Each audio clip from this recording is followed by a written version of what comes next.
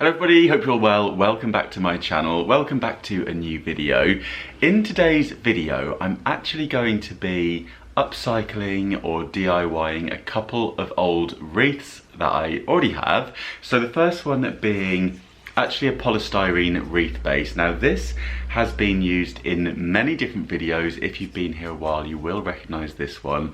I've used it for all sorts of DIY wreaths across the seasons. You may remember I did an autumn DIY with this one. I've done all kinds of things. I think I've previously done a Christmas one as well, but I've stripped it back to its original state, which is why it's looking a little bit bashed up.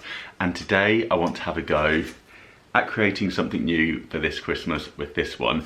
I also have another wreath that I picked up last year from a charity shop. This one was a bargain price, and yeah, it's just a pretty basic but very large wreath. Hello. I thought we could definitely do something with the two of these. So I'm going to get all my craft supplies out and we're just going to wing it. We're going to get creative because I like doing ones where we just make it up as we go along and see how they turn out. So I'm very excited to get cracking with the wreath DIYs. Before we get started, I want to say a quick thank you to the sponsor of today's video, which is Qualcomm. You may remember they sent me over this phone to try out. So I have here the Motorola Moto G 5G Plus, which I've been using and taking on my travel. So you may have seen this pop up in a recent vlog where I took it on the train with me. And this phone contains the Qualcomm Snapdragon processor, which enables 5G and high-speed internet access regardless the cost of the handset. So a more reasonable option like this phone here will be really fast to use, which is brilliant. It means that you can stream videos and have no bother whatsoever. When I watched some videos on the train, it worked perfectly. There was no buffering. I also downloaded some apps on the train and they downloaded within minutes. It was so quick. It has good audio quality and it also has a standard headphone port, which I always think is really handy, especially when I forget my headphones. If I borrow somebody else's, they're going to fit this. And it's nice and secure. It uses fingerprint technology on the side button here, which just recognizes your thumb to let you into it. And also the battery is really good on this. It's been lasting ages, even when I've been streaming videos. And I've been taking a few snaps on this of some of my DIYs using the camera. Let me show you a few of them so you can see the quality of that. So the main 16MP camera features quad pixel technology with 4 times improved light sensitivity for brighter, lower light shots, which is great for when you're wanting to grab a quick story for Instagram. And it also has a dual selfie lens, so you can go super wide so you can squeeze in lots of people for a selfie, which is particularly handy at the moment when so many of us are having social distance. So if you are considering your next upgrade and you're looking for a new handset, then definitely speak to your phone provider about getting one with the Qualcomm Snapdragon processor inside of it. I'll leave all of that information in the description box down below. Okay, quick sip of the coffee. I've got this mug that I keep reaching for. It's become a firm favourite, this thrifted mug from Starbucks that goes back to 2008. It's just the size of it that I'm quite liking with this one. So quick sip, we'll jump into the intro and then we'll get cracking with the DIYs.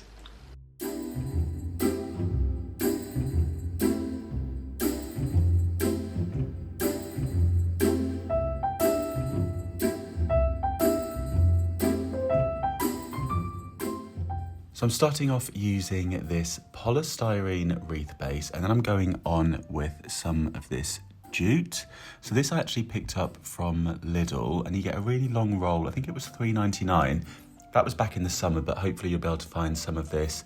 Or you could cut up some Hessian sacks, the gift sacks that you can find in some of the bargain stores for presents. They often come in Hessian, so you could maybe chop up one of those into strips as well.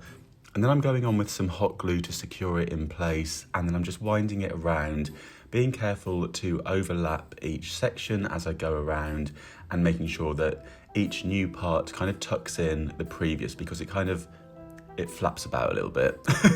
So basically you just want to pull it nice and tight and then make sure that it's tucked in, if that makes sense. So do take your time with this. It did take me quite a while to get it all wrapped up, but it's a nice thing to do if you're just sitting in front of a nice Christmas film or that sort of thing, and just keep going, making sure to take the time to make sure that it is wrapped up nice and evenly. You could also use some ribbon for this. I think that would look really nice too, or maybe cut up some old clothing into strips, maybe vary the colours on it. I think that would look really nice too. And then when I reached the end, I just cut it off and added a little line of hot glue just to secure that into position. You could sew it or pin it into place if you wanted to. And I've tried to avoid using too much glue on this so that if I do want to remove it in the future, I still have all of the jute to use on a future project.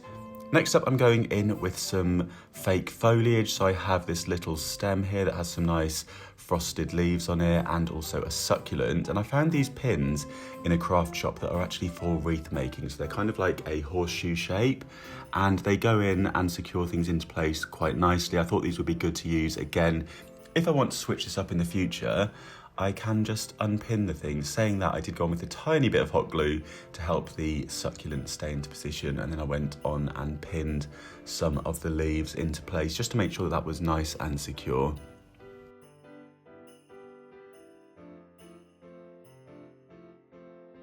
Next up, I'm adding some pine cones or fir cones, and I'm using the pins again and hot gluing them onto the cones.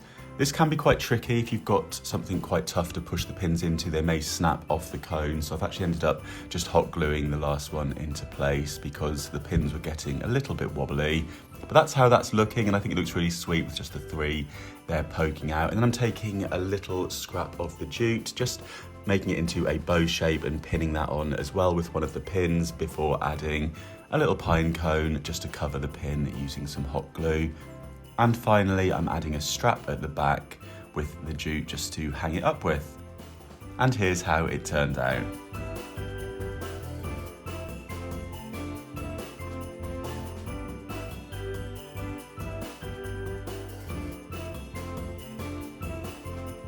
So for the next wreath, I have this huge charity shop find. This was, I think, just a few pounds, maybe even just a couple of pounds. And yeah, pretty plain, but pretty large. So I thought there's lots of things we could do with this one. But I had so many of these pine cones that I'd collected from previous years that I thought it'd be nice to go on with lots of these to try and make this one look a little bit more natural. Last year, I did go on with some snow spray onto this wreath, which is why it's got a kind of frosted finish to it. A lot of the spray has actually fallen off it, but you can kind of see that some of it does remain. And I also have some longer pine cones that are wired, so I'm going in with the wire and then securing that onto the back just by twisting it around. There's lots of places on the wreath where you can attach things. If you do want to go for the wired option, you can hot glue the wire to different items and then just thread it through. The benefit of that being that they'll be easy to remove if you want to switch up your wreath in the future.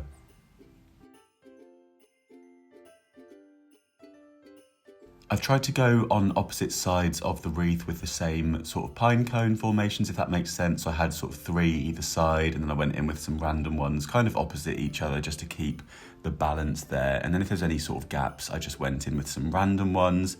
I also had these gold things. I'm not sure exactly what these are, but these came from a wreath. So if there is things on a wreath from a previous year, I will pull them off to reuse them again and keep them for the next year. So that's what they are. And then I'm going on with some more of the jute ribbon and I'm wrapping it around, and I'm also giving it a bit of a twist so it gets kind of like a spiral shape to it, which I think just makes it look really nice. I've seen this on wreaths that I've seen in shops and in florists and that sort of thing. I just think it really adds to it and sort of bulks it out a bit, covers any gaps. So I'm just finding some spaces between the cones to kind of space this out and yeah, just wrap it around. And then I'm finishing it by tying it at the back. So again, this could be used on a future project if I decided to switch it up again. There's no glue involved with that part. And here's how it turned out.